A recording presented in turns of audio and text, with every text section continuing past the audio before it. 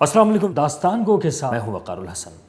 آج آپ کو داستان سنائیں گے ایک ایسے شہر کی جو سمندر کے کنارے واقع ہے مگر آج پیاسا نظر آتا ہے۔ ایک ایسے شہر کی جسے کسی زمانے میں ایشیا کا پیرس کہا جاتا تھا اور اس کی خوبصورتی کی مثالیں دی جاتی تھیں، مگر آج وہ شہر کھنڈر میں تبدیل ہو چکا ہے۔ 2 کروڑ سے زائد اس آبادی والے شہر کا نام ہے کراچی۔ کراچی شہر جس کے بارے میں کہا جاتا ہے کہ کسی زمانے میں ٹرام چلتی تھی، بہت خوبصورت شہر ہوا کرتا تھا، مگر آج یہاں پر ٹوٹی پھوٹی سڑکیں اور کچرا یہاں کی پہچان بن چکا ہے۔ اور اسی کچرے اور اسی بد انتظامی کو لے کر یہ شہر دنیا کے بدترین شہروں میں شامل ہو چکا ہے۔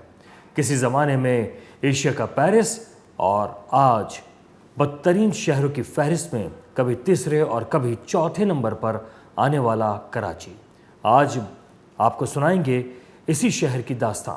سب سے پہلے بات کریں گے کراچی شہر کے انتظامی اور معاشی پس منظر کے بارے میں۔ کراچی پاکستان کا سب سے بڑا شہر جو قومی خزانے کا تقریباً 60% ریونیو پیدا کرتا ہے، مگر انتظامی طور پر یہ شہر ہمیشہ سیاسی کھینچاتانی، غیر واضح اختیارات اور کمزور بلدیاتی نظام کی نظر رہا ہے۔ کبھی بلدیاتی ادارے تحلیل کر دیے جاتے ہیں، کبھی اختیارات صوبائی حکومت کے پاس رہ جاتے ہیں۔ نتیجہ ترقیاتی منصوبے فائلوں میں اور عوام مشکلات میں، اور اس کے سبب ترقیاتی کام نہ ہونے کے برابر اور فائلوں میں منصوبے دب کر رہ جاتے ہیں۔ اس کے بعد بات کریں گے شہر کراچی کی خستہ سڑکوں کی۔ شہر کراچی کی سڑکیں کچھ اس طرح کی ناہموار ہو چکی ہیں جہاں سے گزرنا اب تقریباً ناممکن ہو چکا ہے، جبکہ مختلف مقامات پر پیچز لگائے جاتے ہیں۔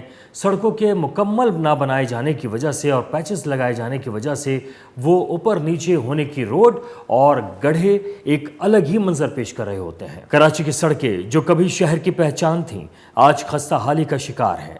ہر علاقے میں گڑھے، ٹوٹے ہوئے فلائی اوورز اور ناکارہ سیوریج لائنیں عام ہو چکی ہیں۔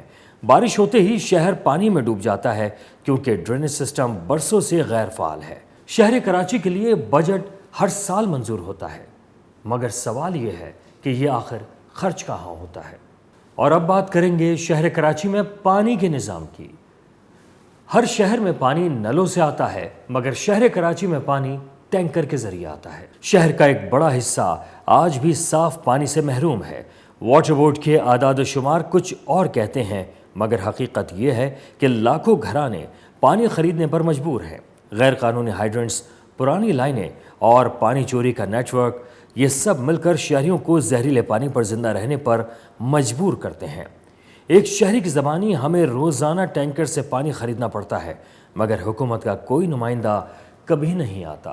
ہونا تو یہ چاہیے کہ یہ سب معاملات حکومت کی سرپرستی میں لوگوں کے گھروں میں نلوں سے پانی پہنچنا چاہیے، لیکن اگر نلوں سے پانی نہیں آ رہا تو فوری طور پر لائنوں کی تبدیلی اور ٹینکر کا خاتمہ حکومت کی اولین ذمہ داری ہونی چاہیے۔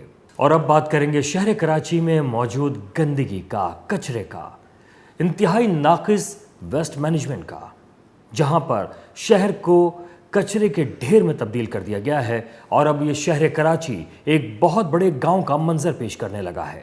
شہر میں روزانہ تقریباً 12,000 ٹن سے زائد کچرا پیدا ہوتا ہے، مگر اس سے بمشکل آدھا ہی ٹھکانے لگایا جاتا ہے، باقی گلیوں، نالوں اور سڑکوں پر پڑا رہتا ہے، جو نہ صرف ماحول بلکہ شہری صحت کے لیے بھی خطرہ بن چکا ہے۔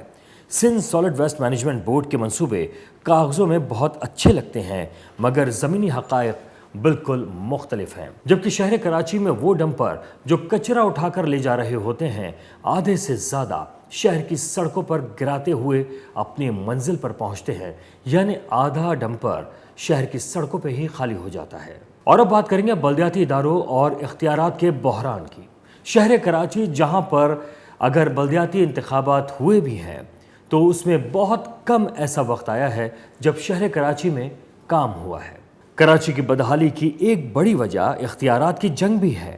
صوبائی اور بلدیاتی حکومت کے درمیان وسائل اور انتظامی کنٹرول پر ہمیشہ اختلاف رہا ہے۔ نتیجہ یہ رہا کہ کوئی بھی محکمہ اپنی مکمل ذمہ داری لینے کو تیار نہیں۔ شہری حکومت اختیارات مانگتی ہے، صوبہ وسائل روکتا ہے اور عوام دونوں کے بیچ میں پس کر رہ جاتے ہیں۔ کیا शहर कराची में कभी बल्दियात का मसला हल भी होगा?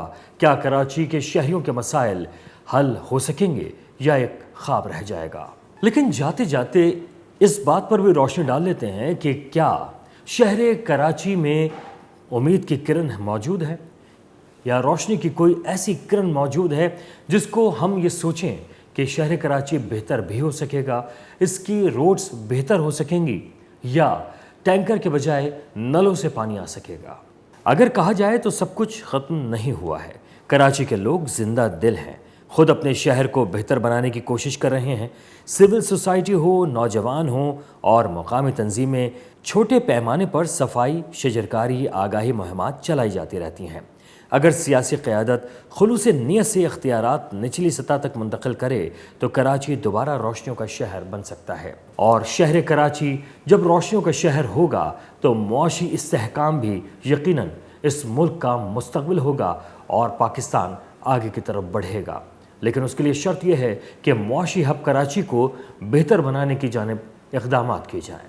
वक़ारुल हसन को दास्तान गो से इजाज़त दीजिए। देखते रहिए हमारा स्टार डिजिटल।